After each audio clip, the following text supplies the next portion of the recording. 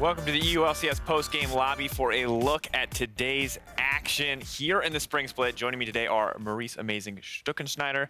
Is it Amazing or Amazing X? Are you? No, I'm good with the Amazing. Okay, I think just I have to. I'm sure Shock has asked at some point. It's the first time I had to formally introduce you, and of course, the more important. I dropped the X after some unlucky happenings. More important member right now, Splice's top laner Odo Wamne. Odo, welcome. How's it feel? Long nail-biting game. You don't look like a bundle of joy at the moment. Describe to me how you're feeling. I mean, I'm not really feeling anything special just because, I don't know.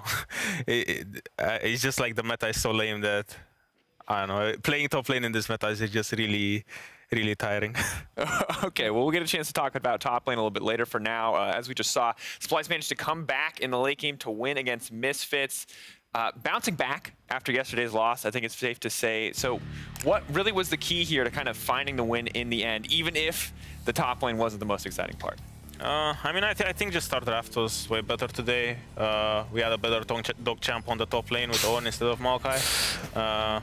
But yeah, I don't know, it's just so awkward because for the meta for top right now, and I think that's the reason we did so much better today, is you just got like a better tank that actually doesn't have to front line and just die every team fight like it happened yesterday. So with Owen, you just sit in the back and you just throw CC, and I think they just got outscaled really hard because they went for Galio and they didn't really force a lot in the early game that much, and we just had Corki Tristana with Zillion, so we just kind of had two hyper carries and they only had one damage thread in Kog, and all we had to do is just kind of run away from Kog and just let Tristana and Corki just melt the tanks. So would you credit this, you said mostly to like the draft win, the better scaling is what carried you through in the end. Is this kind of improvement for the team showing up as well? Is the drafting getting better? Is the team play improving as well for you guys? I mean, even though we lost yesterday and our performances haven't been that great, you know, the past weeks, I feel like even when we lose, the games are more in our hands from week to week. I think we're solving some of our, like, you know, micro issues and all of that stuff. And I think, yeah, even in losses, we look better a bit. But yeah, I think yesterday was just a fuck up in draft, and it was just kind of hard to win when we put priority on like the wrong things. Yeah, that makes a lot of sense. Now, Maurice, you were kind of the biggest pundit, mostly against Misfits, I guess, in the previous segment. But no. In favor of Splice, potentially. Why don't you give me the rundown here? What went wrong for Misfits? What was most impressive to you about this game? I'm definitely not against Misfits, but I had to bet against Video, so I had to win. That's a whole nother story. However, I think that Misfits overall, they just seem to be a team that like waits for opponents to make mistakes in the late game, and I think that doesn't happen when you get outscaled at some point, because for Splice, obviously the double damage threat coming in and just allowing them to basically just freely scale and then at some point dominate, especially with the Zillion pick coming in that has now won 2 games apparently. Yeah, it's just the power pick coming in, yeah. So it wasn't surprising to me to see that, and I think that's one of the issues that I still see with Misfits, that they're so almost like they're hell-bent on making Mr. Hansama their hyper carry in most games, that they neglect other roles and don't really put as much resources in terms of pick ban into them. All right, well, that's something I'm going to want to track as we move forward to see if that's an issue kind of that remains consistent. But now I want to take a look at the next matchup. Schalke, after struggling to find their form in the first weeks, they came up with an impressive win against Giants, led by their jungler, Pride on Sejuani. Sejuani. Finally, man. I know, you've been waiting for it. Amazing. I want to get to Odo too, but why don't we just, you can say it. I know you've been waiting to say it all day. Pride Stalker on Tank Champions. I'm happy because, like, for me, it's such a bad habit for any jungler or for any player in general to be pigeonholing himself into a certain kind of role where they only play carry champions, where they only play tank champions. To be a full and complete player, you have to be able to play both. And Pride finally does play a dog champion in the jungle in Sejuani, where he's actually just adapting to the meta and playing what he's supposed to be playing. And there's a lot of talk about dog champions, but this game had a Camille and a Gnar. Odo, you kind of talked about, in your case, drafting, it felt like taking Ornn instead of Maokai was the big defining factor. How do you feel like Gnar and Camille kind of fit into the meta right now? I mean, I think Camille is a pretty strong power pick, but it's just so easy because most of the teams, I think almost all the teams, just pick their top laner in the second pick phase. So like in 4 or 5, and all you have to do on either side is just ban Camille, and then you just pinch the top pool so much that it's back to tank versus tank. So yeah, like if you're looking to just get tank stopped, then all you have to do is just ban Camille, and then you take on into Gnar, or there's also GP as the kind of the odd one out. He's okay into tanks, but I feel like he just loses too much lane priority to kind of make it worth as much. His scaling is okay, but I just feel like it's so easy to just pinch the top pull down by just banning Gangplank Camille in second ban phase, and then you're back to tank duty. Yeah, on the other side, though, Schalke is a team that we have seen kind of steadily improving, it feels like, starting to find their form. So focusing back in on this matchup, Odo, when you look at this team, we initially predicted them kind of from the EU LCS broadcast side as a team pretty much guaranteed to make playoffs. Do you think that's fair to say from what you saw in their game today? I mean, yeah, even before seeing the game, they just have so much talent on their roster that it's kind of, it would be odd not seeing them in the playoffs, because I just think their players are kind of really good and they're meshing well together. But today, yeah, they showed that they did pretty well. I think Pride Stalker showed big today. He just randomly ran to Nash and just walked up to it, pressed D or F or whatever his might is on, and then won the game. So, I mean, yeah, I think they're just improving every week. But I think that's kind of the story with every EULCS team, because the roster shuffle was so big that kind of all the teams except Fnatic are new teams. So it's everyone will have his own struggles at one point. For example, you see Rocket started off by playing fairly well, and now they're kind of struggling. I think they just had an 0-2 week. But yeah, I think at one point every team is just going to start struggling. Interesting to see. Amazing. What is your impression of kind of the development here for Schalke? And then maybe also on the other side, Giants, and kind of the problems that they ran into in this game?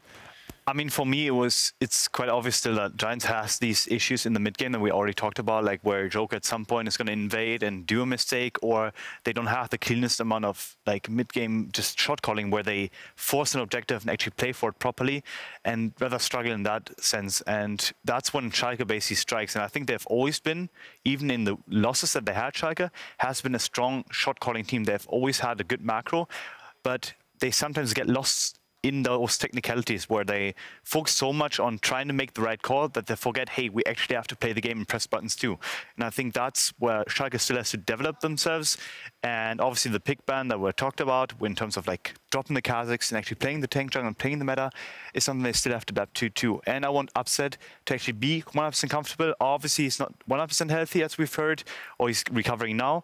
And I think when that happens, I think the team is going to be way stronger than we've seen and going to replicate what they've shown today. Yeah, transitioning that scrim performance to the stage seems to be a big story across teams. I'm curious, Odo, from your experience on Splice, do you feel like some of your team members are still struggling to kind of bring the same level that they do in scrims to the EULCS stage? No, not really. I feel like we're lucky on that aspect, just because, I mean, I feel like maybe we're playing a bit worse, but it's not really like something drastic like we saw or like heard from like, you know, other teams in the past, with Rocket being like scrim gods like 2 years ago and they were just struggling on stage every game. I feel like with most teams, even in this year, I won't really name them, but I feel like it's kind of a trend. Everyone plays a bit more loose, you know, in scrims, and they play a bit better. But I feel like there's always going to be a difference when you play on stage. Even it just depends how big it is. And I feel like with Splice, it's kind of not as big, but you know, it's still kind of there. Do you think that coaches can actually actively influence that and actually help you out in case you have mental struggles, or have you not experienced that so far? I mean, we had this last year with H2K, and we kind of realized at one point that we were playing a lot more aggressive and we were like a lot more careless about jungle pathing and all of this stuff, while more different on stage than in scrims. So at one point we were like, okay, listen, we need to kind of actively, you know, think about being a bit more conservative in scrims and kind of tone down on that aggression so it kind of matches the level we put on in LCS, because there's a lot of teams where they're like, oh, well, we're just gonna focus in LCS to play like we do in scrims, you know, and that's kind of, it's kind of bullshit. So I feel like you just need to kind of try to match what you do in LCS in scrims than the other way around. It's interesting. I wonder how it's worked for other teams, because the next matchup I want to talk about is, of course, Vitality going head-to-head with Unicorns Love, and Vitality have been very vocal. Jizuke, their mid laner particularly, about saying he performs even better on stage, that, you know, he feels even more confident, and I feel like that's a really rare thing to find. Am I wrong in saying I feel like this is the first rookie that has ever said that with confidence, that he hasn't had any trouble transitioning to the stage? Yeah, it's pretty rare. Like, we've seen, obviously, on the other hand, like we've seen Upset like basically talk big before the games, and then they kind of not doing so well on stage. And we've seen like obviously Rocket 2 years ago failing. And I think Jizuka for like is similar to Peke in his approach. I think the mindset, I don't know if it's like this Mediterranean blood or whatever it is, but just like getting heated on stage and actually showing emotions can really do bode well for you, because Jizuka does not care if he fails or not. And I think that alone in itself is such a huge development compared to a lot of other rookies that are still stuck in, I have to prove to everyone wrong, I have to do things right, you know, like that, are basically struggling just with playing well. And I think I'm happy that Jizuka is so vocal about it, actually recognizes that his talent is unique. Yeah, and from your perspective, Odo, when we look across this game, it feels to me like Vitality have been showing more and more that they are a team that can kind of come back, that they are more than just a team that's, you know, snowballing early games off their mid laner. How do you feel about Vitality right now? What do you think that they showed in this performance? I just feel like they're all just really, really confident, and they don't really, you know, they're not worried, or they don't care that a play might be wrong, you know. They just have full confidence. They're just, I feel like they're all playing really loose, and I think that's just helping them a lot, because everyone's kind of just bringing their A game, and they don't care if it's gonna like backfire or not, because, you know, like Vitality are like, you know, some pretty weak early games sometimes, or like they had really strong early games and then they messed up in the mid game and actually lost the game to that Nashor steal against Misfits, I think it was. So it just kind of goes to show that that's their playstyle. They're not really scared of anything. I feel like that's their biggest strength right now, the confidence in like all of their players. Yeah, but you talked about that kind of being a loose play, and sometimes they may be taking risks that they're not worried about. After 3 weeks, does this feel like Vitality is the top team, that their spot at the top of the standings is going to stay that way, that they're going to hold this spot? Or is this still a team where we have more questions before we can call them, you know, a definitive top European team? They really remind me of last year's Fnatic.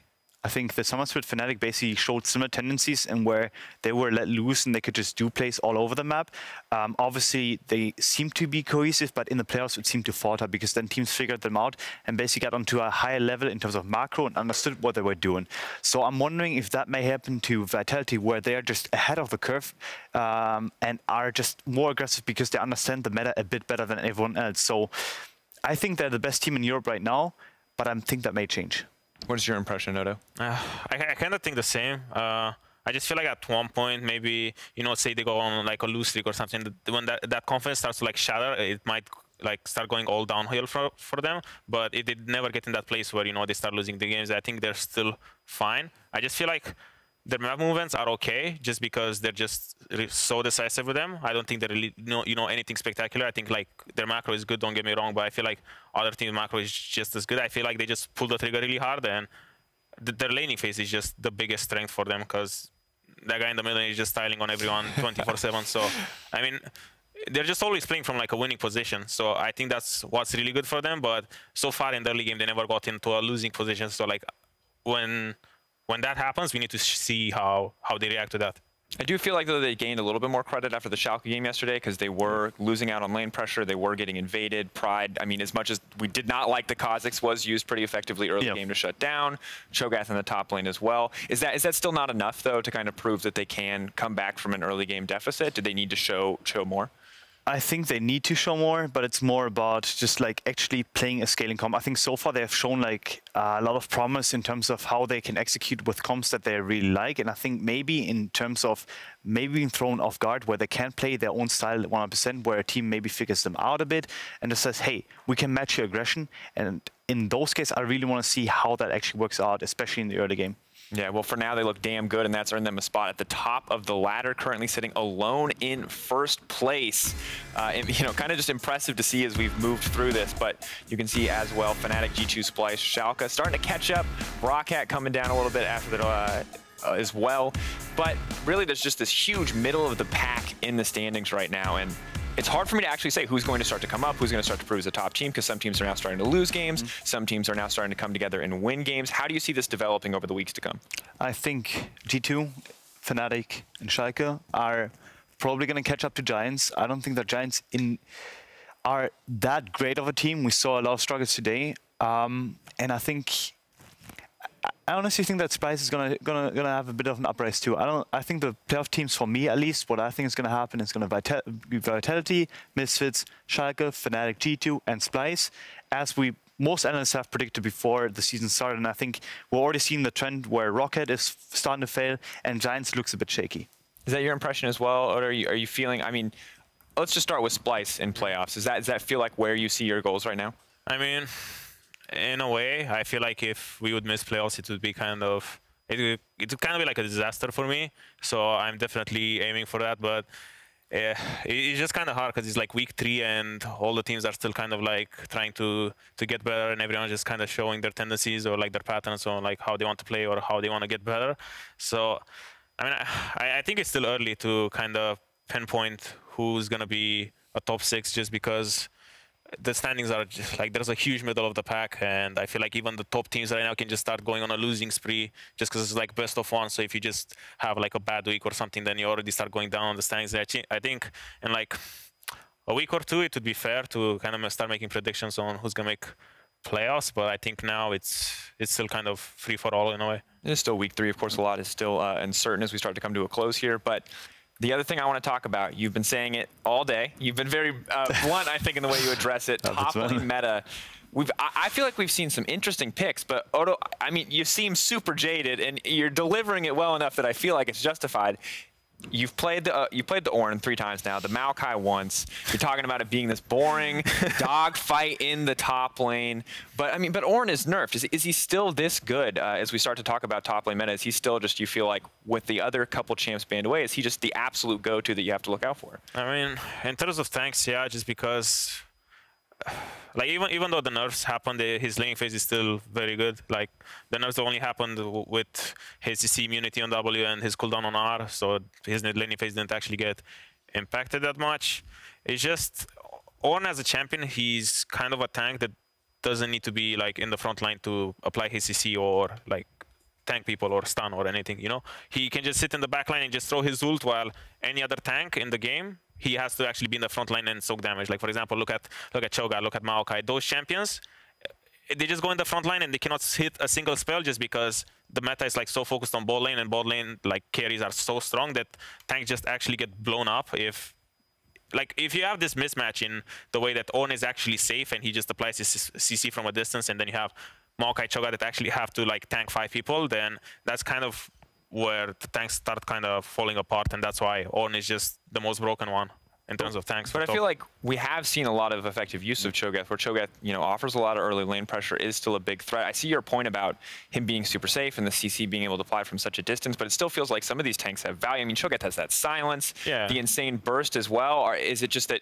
is this a slight edge for Ornn, I guess is what I'm asking, or do you really feel like he's just in a different class? Cho'Gath, like the other tanks are good in their own way as well, but the thing is when Ornn is in the game and like when Ornn and Cho'Gath are in the same game, then even in laning phase, Ornn will always beat Cho'Gath, he will always get priority, he will always have like river control and river pressure towards mid lane. It's just really hard for like Cho'Gath to actually do something in that Ornn matchup, and even like later on in the game, it's just like if Ornn is out of the game and you have, you know, something like people want to play Camille, like for example, Ornn into Camille is terrible for Ornn in a way, but Cho'Gath into Camille is really good for Cho'Gath because he just has a lot of sustain and a lot of damage, so Camille can't really do much, you know, so this is kind of like a triangle of matchups that everyone has his like pros and cons, and for example, that's why Cho'Gath looks so good in Camille, you know, but if in that game there was Ornn in the game instead of Camille, then Cho'Gath would look pretty terrible.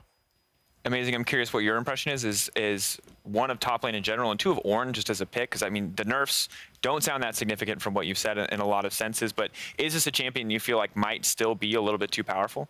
I'm not quite sure. I think the CC that he provides, especially when Braum is not on the enemy team, is definitely broken. I think his ultimate is just too easy to hit, honestly. Like it's too broad and it's too safe to actually land on enemies.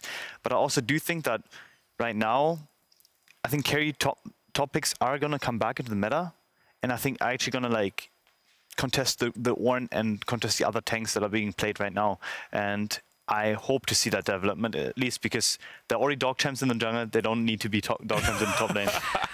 I mean, no more dog champs. I agree with you, but like I would love carries to come back, and I think they can come back. But the only reason I see them to come back is just if teams shift their tendency from picking top laners in the second pick phase in 4-5 and just start picking it in like, you know, 1-2-3, because at this point you kind of lock in the Camille, for example, and then the enemy team has to respond with something like this more carry style as well, because you cannot pick a tank into Camille because you will just lose. But if top laners are always picked in 4-5, then all you have to do is ban Camille and then you have dogfight. But what I mean, so I'm looking across a lot of the top lane champions that have been picked. We've had Alawi, we've had Lucian, Camille's one you bring up. Oh, Alawi, I won with that champion. Yeah. I wonder who would pick that. Of course, he's the player there. Jax, Jace, Vladimir's kind of fallen off a little bit out of favor here in Europe, but is still seeing some picks internationally. So to me, it seems so much more diverse than you're making it out to be. So I'm curious, like, is it actually just the pick order where it has to be 4-5? And is Camille the only threat there? Because we've seen Misfits even yesterday pull out a GP, do a ton of damage for the top lane. It seems to me like there are more options already. What really is like the best way to pick for top right now? The thing is, like, from my perspective, obviously, and I think that may reflect his perspective too, is for the team, it's always that tanks are better. If the team operates towards bottom side, which should be the ideal case scenario because that's how the meta goes, late game carries in Kotmar, Tristana, Caitlyn coming in on the bot lane, that feeding them and giving them resources is the way to go. So for a team like Splice that obviously operates very bot lane heavy or seems to be operating that way, it makes sense to focus on the tanks only and not care about anything else because we've seen Vitality take a 20 CS deficit on the top lane just to bring the Camille pick through, or invest a lot of resource into the Jax pick so he gets fed early. So it's black and white for anyone that plays bot side. It's not black and white for anyone that plays a bit more loose. Do you think it's fair to say that? Yeah, I mean, I think what he says is pretty accurate. If you go carries, you kind of need to dump more resources into top lane in terms of like, you know, vision or even like bans in the draft phase.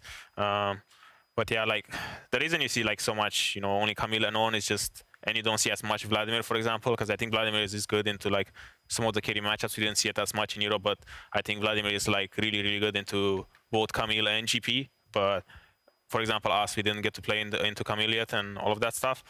So yeah, it's just kind of like a triangle. There's always like this ladder in which if one is banned, you go to the next, and then that one has different counters. Like each champion has different counters. That's why it's just, I feel like top lane meta is kind of counter pick focused a lot.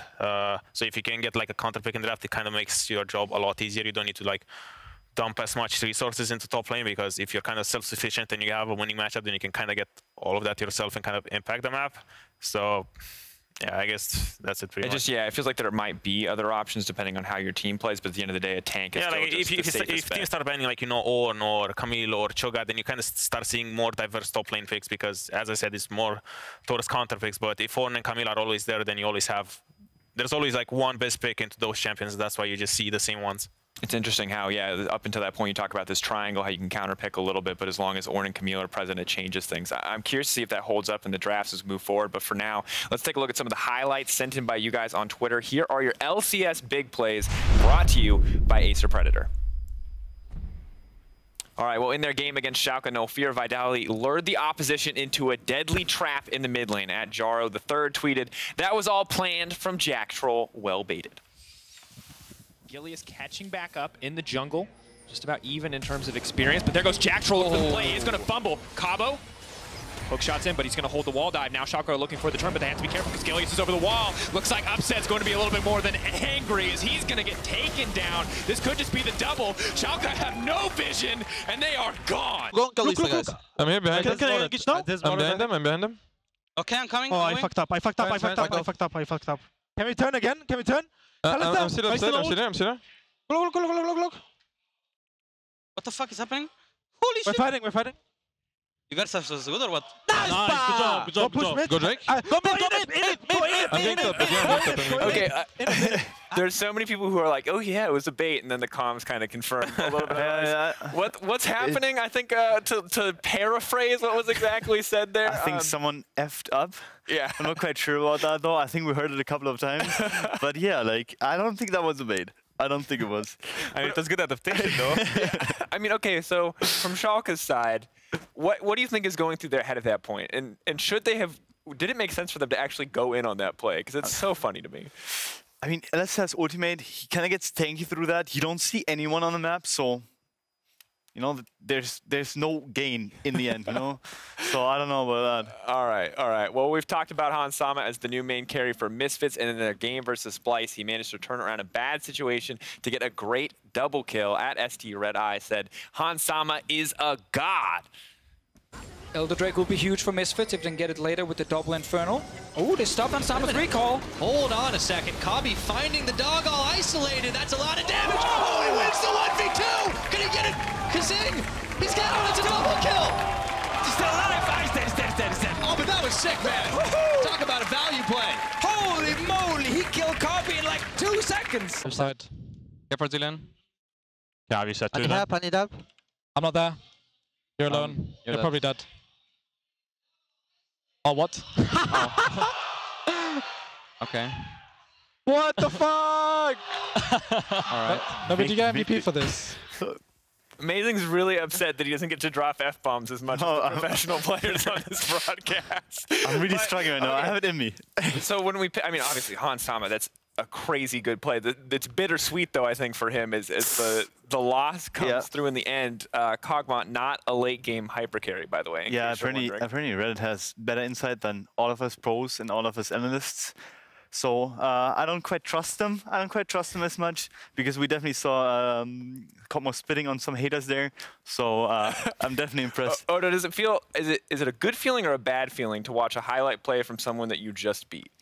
I mean, we kind of deserved it there because we just flex. Yeah, we kind of broke our hands there with that play. So I feel like we kind of deserved it just because we thought it was like a free kill and we're like, okay. And then Kasigo wills himself and I'm like, oh man. Yeah. Life. All right. Well, the final play earlier today, Vitality, Jizuke, and Cabochard were deep into enemy territory in their game against UOL. The Italian Stallion seemed to be in a tough spot, but then he put on the dancing shoes. Balls, and now White Knight might be caught out, but he eats Cabochard for breakfast, and he has to jump away. So he's got the flank. Here comes Exile. Cabo gets away with a great flash, and now Jizuke is caught on the wrong side of the fight. But we're going to see Exile split from White Knight here, and White Knight realizes that he hasn't got his top laner. Paddlestar on towards the minions, he gets away, and now we'll have to see the 1v1. Jizuke with no mana, Paddlestar, the smite's there as well, but the bubble doesn't connect, and Jizuke is doing wonders here. He's got no mana, but they have a TP. Cabochard's going to join this one, and Jizuke might be able to get away because Cabochard is on the chase. If Jizuke does this, this is the best play I have seen! I'm going on shore, Okay. Yes, we can push mid, Yeah, go. We can even Nash here. We're getting bot. Yeah, keep pushing. We're gonna get a free Nash from this. Get mid. Oh man. Amazing's reliving some painful memories of his pro player experience there, but I mean, Jizuke just keeps doing it. 2v1ing on the bot side. TP comes in to save his life. And I feel bad for UOL because Fnatic were here just a week ago. They know the pain, man. Yeah. I'm not quite sure what happened there, but I definitely know how it feels to not hit your skill shots. I think I've done it a couple of times. So, and doing it on stage especially is just you just want to throw away keyboard, your mouse, and just walk off stage ASAP. Yeah, it's a rough life. All right, well, we're going to be back for more fights next Friday at 6 p.m. Kicking things off with a clash between H2K and Splice. And Splice, of course, going to be facing Vitality on the second day. Oda, how are you feeling, man? Are you ready? Is this the resurgence? Are you going to be smiting people left and right? I'm betting on you, actually. Yeah, in terms of like videos. Against my former team H2 I said you're gonna make it to playoffs, so you have to get some wins right now, man. Yeah, like people say it's like still early in the season, but you know, in a week or two, you're already halfway through, and if you don't start getting wins now, then it's gonna start being harder and harder. You know, in the coming weeks. If your record is pretty bad, then it's really hard to make playoffs. All right, well, I'm excited to see what's going to happen. Excited to see what you can do against H2K and Vitality even later. Gonna play some Maokai. Forward to a dog chance, nothing else. Can you make that a promise? I'm gonna play some Maokai, get counterpicked, not have any vision top side. That's great. Run it down a bit. So excited about it. I think he's just faking it. He's gonna ban Ornn, Maokai, and Cho'Gath first 3 bans, and then first pick Camille or something like that. Or Rammus. Or Rammus. Finally see the Rammus. All right. Over in Los Angeles, the LCS is about to start off their week with CLG and Echo Fox facing off in the first game. Ooh, Huni versus Reignover. Let's go. Don't forget that we're having a rebroadcast of today's action in the EU LCS right after the last game in North America. All right, well, that was all from us in Week 3. Thank you. Join us back here for more games in the EU LCS next Friday. Until then, have a great night. And, of course, thanks to both of you gentlemen for joining me.